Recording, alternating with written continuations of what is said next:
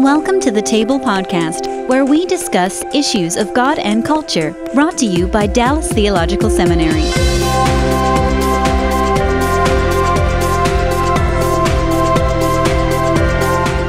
Let's turn our attention to other issues that are related to the gathering of wealth. And obviously, one of the features that has become big in our time is the whole relationship of work and life to technology on the one hand, and what it enables us to do or what it can get in the way of our doing, depending on how you view it. It's I love watching people talk about technology, because they either are technophiles, they really love technology, or they really have questions about it and they want to go back to a era that I'm afraid we have probably permanently left, and then issues of the environment. So let's talk about this. What does technology do for us, and how can it work against us? Well, I think it comes back to that question of what is creation. If we have that static model of creation I was talking about before, then we will think that the natural world is in its right state when human beings are not affecting it. But actually, if you look at Genesis 1 and 2, there are all kinds of clear indications that it's God's intention that human work will interact with the natural environment and to some degree transform it. So that the goal or ideal is not a natural environment in which human impact has been zero. Mm-hmm. And that idea of developing, cultivating, building, coming up with new and better ways to do things, I think is a part of the original plan, that human beings are intended to develop technologically as well as economically, that human beings are intended to come up with better and better and better ways of doing things. Now, there are limits to this even before the fall. So, for example, we are told that the natural world reflects or manifests or declares God's glory. And that would, in fact, place a limit to how extensively we could transform it. You know, if the forests and the oceans and the skies manifest God's glory, then that means we cannot have simply an arbitrary and unlimited mandate to do whatever we want with them, right? So I appreciate that limitation, and that's important and worth bearing in mind. And similarly, we only want to use technology, invent technology in ways that are beneficial. The fall really, surprisingly, the fall complicates things. Can you imagine that? That's right. It creates this inherent or intrinsic tendency of development in the wrong direction. We see that especially in the story of the Tower of Babel. Where the story is framed in terms of a technological development. The people at Babel invent a better brick-making technology. And that's what prompts them to think, hey, let's build the biggest city the world has ever seen and we'll really be somebody. Mm-hmm. Right? So there's this, after the fall, there's this natural default tendency for technology to be used, again, to create that universe in which I am the God, right? Like you were talking about before. Mm-hmm. But again, the redemptive turn that centers on Christ and that we are supposed to be cooperating with does not consist of getting back to Eden, mm-hmm. does not consist of restoring a pristine natural world where human beings have had no impact. The narrative ends with a city, right? God cannot be against cities just because the Tower of Babel was bad, mm-hmm. Because we know that the New Jerusalem is coming. You know, the city is a good thing. Human beings are made to be city builders. And obviously that doesn't mean that, you know, you're a better Christian if you live in an urban center rather than a suburb or a rural area, because those are communities too, right? Human beings are made to be community builders. But technology and economic development, which go hand in hand, are not intrinsically bad. They're just fallen and need that redirection toward their original created intention. And so, again, we're back to the theme about the need to be good stewards of that which God has given us and to handle that stewardship responsibly. You allude to something here that I don't think I know the background story to this. You talk about the destructive case of ethanol in talking about the environment. And to be honest with you, I had no idea what you were alluding to. So I'm all ears. It's a useful illustration. If you're interested, Time Magazine did a huge cover story on this a while back. But it's been written about in quite a lot of places. There's all kinds of places you can find information on it. Basically, ethanol, as you probably know, is made from corn, and it's an additive that they mix into gasoline because there's a law requiring them to do this. The theory is that it reduces pollution from your car's emission to mix this ethanol in. Unfortunately, the evidence is accumulated pretty strongly that ethanol does not have an environmental benefit, but requiring people to put ethanol in cars has a huge benefit for corn growers who are able to organize politically. And whenever there's a struggle over this, the people who are paying for it are only losing a tiny bit, right? The amount of money that you lose because of the ethanol mandate is very small. But the people who gain tremendously. And we see this across many issues. This is the perennial problem of democratic politics, that it's easy to create programs where a few people benefit a great deal and everyone else loses a tiny bit. And these programs can be very destructive, but it's hard to mobilize anybody against them. The worst part of it is these programs cause the price of corn on the open market to go up. Because when you buy more, you have an artificially created demand for more corn, and to purchase more corn. But the ability to scale up corn production is limited. There's a cycle. And there are limitations to how much cultivatable land is available and so forth. And what that means is food prices are higher. Now, you and I can probably afford to pay more for corn and for corn-based food products. But in parts of the world where people are living on margin, a small increment in the price of food could have a devastating effect on people's ability to feed their families. What we're seeing is a policy that's justified out of environmental concern, but actually doesn't seem to benefit the environment very much. But it does have the impact of making food more expensive for people who need it. Okay, well, you've explained the destructive case of ethanol for me there. Let's turn our attention to the challenges of citizenship in this area. And here you raise the question of freedom of religion as a social model, the importance of freedom of religion. We've done lots of podcasts with lawyers about religious liberty and the importance of that dimension of things, and creating a certain kind of climate and environment for people to operate both personally in terms of their conscience and spiritually. I like to make the point that freedom of religion is a benefit that actually benefits anyone, whether they're religious or not, because part of it is about freedom of conscience to operate. And then you talk about politics being primarily about justice, and of course justice is a very complex topic. So let's take them one at a time.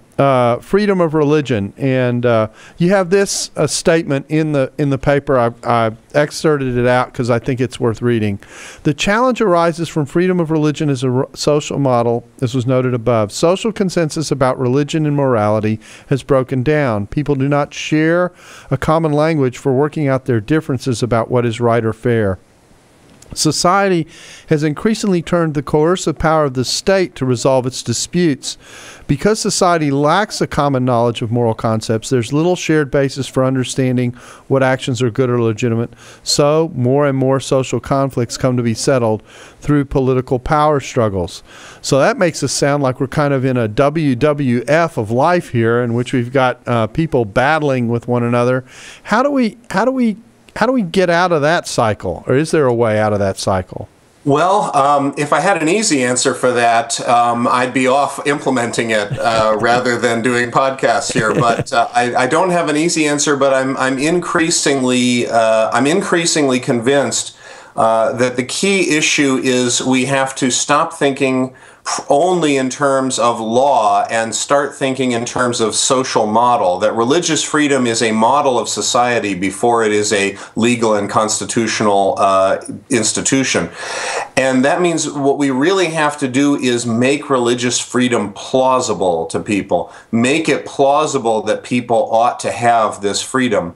And the heart of that is restoring that common language of what's good and fair, giving people a sense that yes, in fact, we can work out our differences, maybe not ultimately, but sufficiently for peaceful life with one another, that we can find a formula of peace, as Peter Berger puts it in his new book.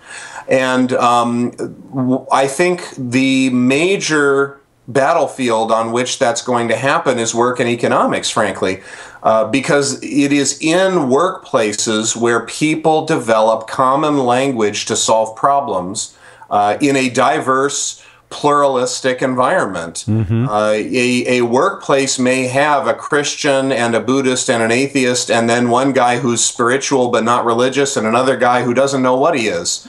But those people have got to have a common language for solving problems, or they're not going to be able to keep the factory open, or keep the storefront open, or keep whatever they're doing. It's going to fall apart if they don't have a common language. It's in the workplace where we learn to talk to each other, understand each other, and trust each other. In spite of the fact that we have different ultimate beliefs. I think the more Christians can get out into workplaces and businesses and create flourishing there, the more it's going to be plausible to people that, yeah, in fact, we want a society in which people live out their faith in every aspect of their life, and they have the freedom to do that. Well, it strikes me that the goal of creating religious freedom, and what I think is the corollary with it, freedom of conscience, is that there's a space for the heart which says this is a space into which the state is not allowed. And in those areas that don't relate to the business of the state, allowing people to have that freedom of expression and that freedom of being who they are, the way God has made them, is a freedom worth protecting. And it's interesting that someone as diverse as Thomas Jefferson, who was a well-known Unitarian on the one hand, and John Adams, who was about as orthodox a Christian as you could have found in the time in which he lived, that they shared a common value in terms of how to build a society around this idea that there should be a Bill of Rights in which religious freedom was certainly a part of what was going on and a part of what should be affirmed, that the state has no business dictating where the heart of a person how the heart of a person should function. Absolutely, and I think part of what we've lost is a sense, coming back again to putting the good on the table before we talk about the bad, a sense of what is it that's good about that area of activity that the state doesn't intrude into. What is the benefit? What is the thing that is satisfying and meaningful to people that would then be jeopardized if the state invades that space? So restoring a sense of human beings as responsible agents under God. A sense of human beings who are responsible to the transcendent, as Václav Havel put it. Now, when we turn to the subject of justice, and there are lots of places I could go here, but I think there's one place I want to kind of zero in on. We've got a discussion that sometimes is raised, or a distinction that's sometimes raised, that's worth contemplating, and that's the difference between what we might call civil or natural justice versus theological justice. And as we consider what that means, and we've lost Greg here, so let's wait and see if we can get him back.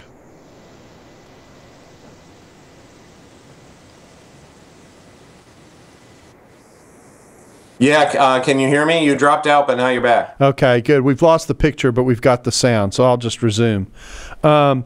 So as we think about the difference between civil and natural justice and theological justice, and you're discussing politics and economics as a moral phenomenon, what do you have in mind when you're raising these areas in relationship to each other? Well, you mentioned before in the context of religious freedom that as people lose that common moral language, they increasingly turn to power to solve their problems. And so you had this image of the sort of pro wrestling arena. And I think we are seeing politics degrade into a pro wrestling arena. And what I have in mind when I wrote that passage is increasingly people are thinking that that's the only model of politics that's possible. That politics is finally about power.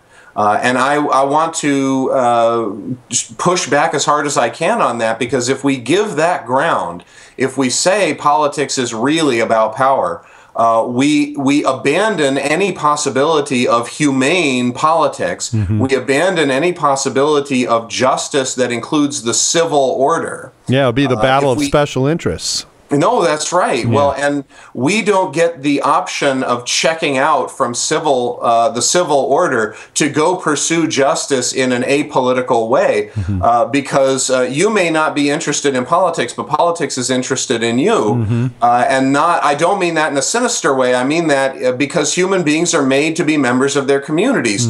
Human beings are sexual creatures and familial creatures. They are economic creatures. They're also political creatures. That is one part of who we are as God's created beings.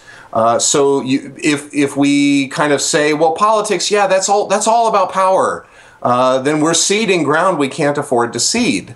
So that's why I think it's important to restore a sense that politics is about justice, with all the complicated issues that arises, that raises for us. Yeah, and I think that a contrastive model of thinking about politics being about power is to raise the question of politics being about the pursuit in a diverse society of what we might call the common good, and wrestling hard for trying to figure out what that ground is, which forces these diverse groups actually to interact with one another in a way in which you're treating someone as your neighbor, Absolutely. and in very relational kinds of terms.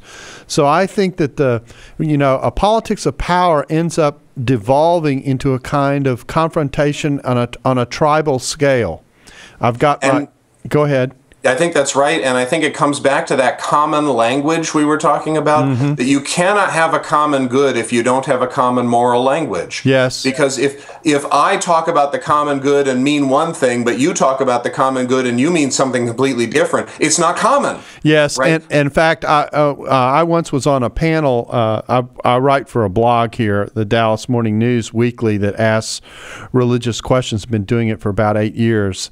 And we once had a panel of 7 of us. And this panel is made up of people as diverse as you can imagine, because it's a reflection of the larger society. That's part of what the paper is trying to achieve. And the discussion was the common good. And I opened the panel by saying, well, the difficulty is that everyone on the surface likes the idea of common good, but what do you do when you can't agree on what the good is and you don't hold things in common? And then how do you get to a common good? Right. And the only way to get there is to work hard to have a conversation about the things that you at least can potentially share in, the spaces that you might disagree about, and then figure out how to disagree well, if I can say it that way. Yes. And then go from there.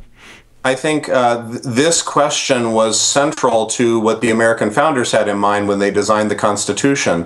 You will hear people say that the main point of Federalist 10 is that there is no common good, there's only competition among factions.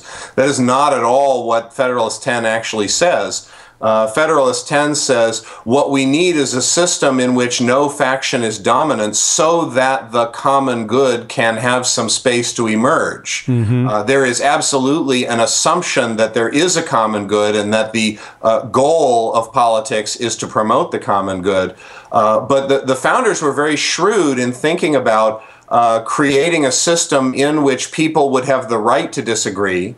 And that would be a pluralistic system in which because it's pluralistic, no one faction has enough power to simply get its way. That compromise and sort of struggle that leads to compromise rather than struggle that leads to violent conflict or injustice and suppression. Or triumph and vanquishing.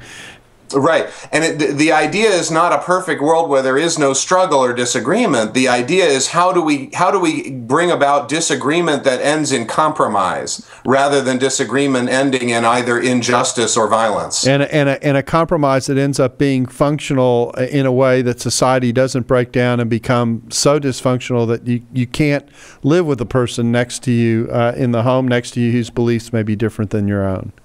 Right. One thing that I like to say is Jean-Jacques Rousseau said, "It is impossible to live in peace with people who you think are damned." And part of what I'm unashamed in my love for the American experiment. What I love about the American experiment is that we're out to prove him wrong.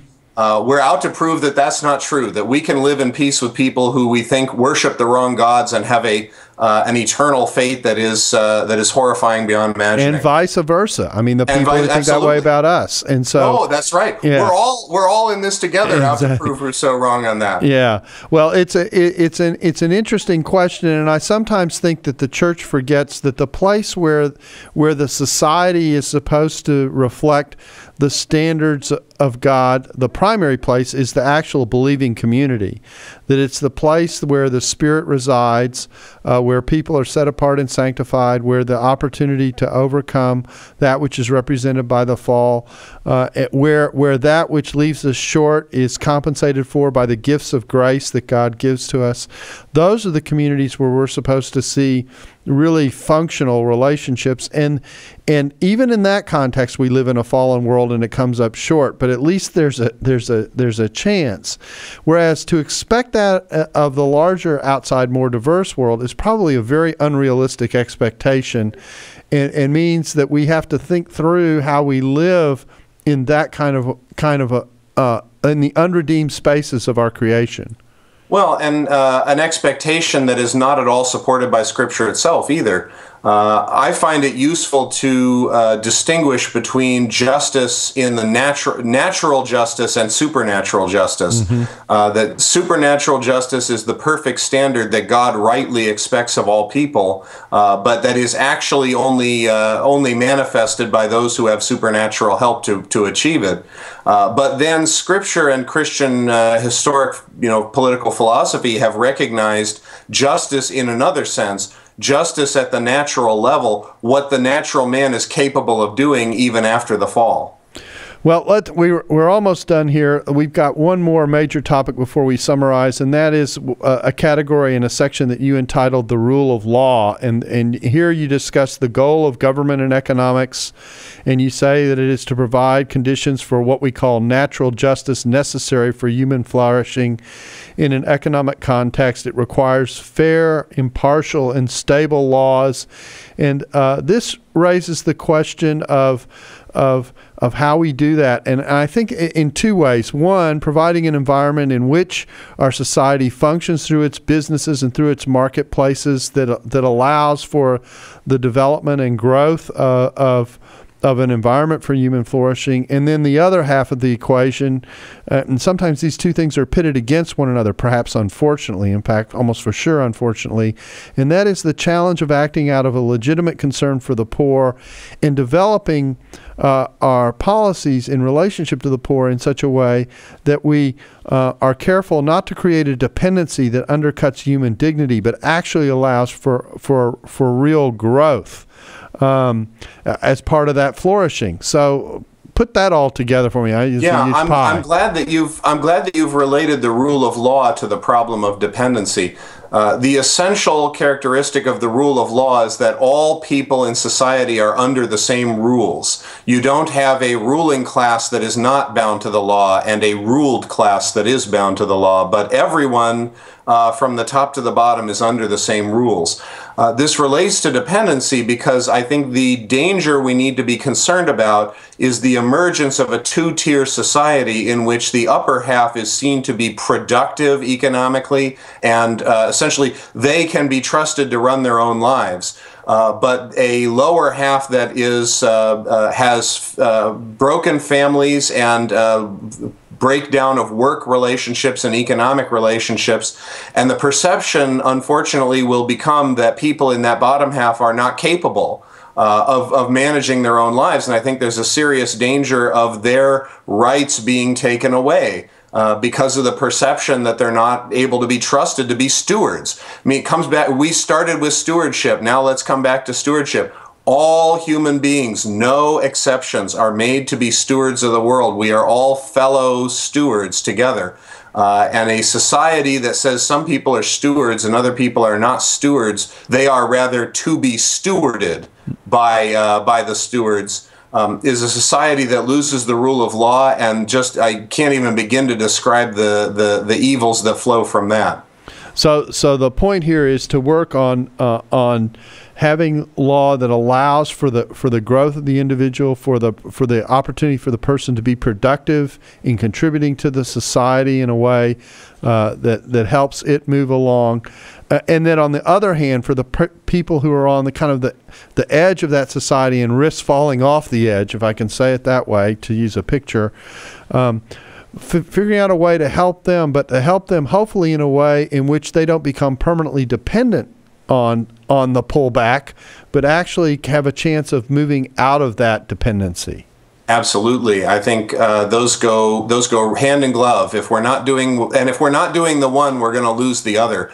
I think my friends on the right who are enthusiastic about economic macro structures but are not actively working to provide that hand up to the poor, and my friends on the left who are enthusiastic about a hand up for the poor but don't want to hear about the rule of law and property rights and that kind of thing. Boy, these are, to me that's chocolate and peanut butter. It's two great tastes that taste great together. You're not going to keep one if you don't have the other. Yeah. Well, so you wrap up this way when you come to this section. It says, concern and care for the good of our neighbors, which should be our bedrock concern in all the areas canvassed above, begins with respect for their irreducible dignity as persons. That respect is most basically expressed in our refusal to treat human beings as property. This is why the rule of law is fundamental to virtuous citizenship. Arbitrary exercise of coercive power is almost the definition of what it means to treat people as property. As we carry out the challenge of achieving virtuous citizenship, let us look first to the dignity of all our neighbors and thus affirm that the rule of law must structure the state's coercive power, shunning its use of its power for any end outside those bounds. This will not only keep our cultural engagement humane, it also will reassure those outside the church that our desire to impact the culture does not come at the expense of their rights and will in fact be a blessing to them and not a threat. And what strikes me about that citation is ministering to the culture in such a way, with such a service, with such a concern, that people understand inherently that you are out for their best. Even in those places where the conversations might get uncomfortable because you might challenge them at certain moral levels, there's no doubt that what is motivating that conversation in every case is an effort to be concerned for the best of what the person can experience in life. Absolutely, and I think if we don't have that, we aren't going to accomplish much else. I wrote an article not long ago under the title "Love is Our King." And I said the one of the most dangerous things of all is the attempt to persuade by people outside the church to persuade people that Christians don't love their neighbors, that we're out to get people. I said we cannot afford to lose that. That's in the chess game. We can lose a pawn, or we can lose a bishop, or we can lose a rook. But if we don't love our neighbors, and if we're not seen to be loving our neighbors, that's the king in this game. Mm-hmm. We've got to be loving our neighbors, and we've got to be seen to be loving our neighbors. And that doesn't necessarily mean leaving them alone. That means caring for them enough to engage with them in an honest kind of way, but in an honest and humble kind of way that in the midst of the challenge, the person has no doubt that what is creating the sense of our challenging them in some cases is our very deep concern for their well-being, even if they don't agree with the nature of the challenge.